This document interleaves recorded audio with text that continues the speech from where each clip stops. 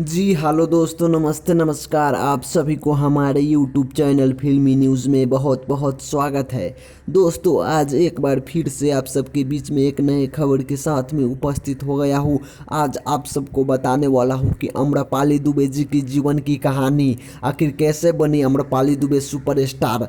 तो सबसे पहले बता दूं कि आम्रपाली दुबे जी का जन्म हुआ है जनवरी 11, 1987 में गोरखपुर के यूपी में इनका जन्म हुआ है। और इनका पिताजी का नाम है शैलेश दुबे जी, जबकि इनका माताजी का नाम है उषा देवी जी। इनकी पढ़ाई लिखाई की बात की जाए तो इन्होंने अपनी पढ़ाई ग्रेजुएशन पास किया है मुंबई की भवंस कॉलेज मुंबई से इन्होंने ग्रेजुएशन पास की है। वहीं इनकी फिल्मी कैरियर की बात की जाए तो इन्होंने पहले सीरियल की थी 7 फेरे, और वही दूसरी सीरियल पलकों के छाँव में। उसके बाद निरहुआ के फिल्म निरहुआ हिंदुस्तानी में डेब्यू की। उसके बाद पटना सब पाकिस्तान निरहुआ हिंदुस्तानी 2 और 3 के बाद एक से बढ़कर एक फिल्म दी है निरहुआ के साथ में।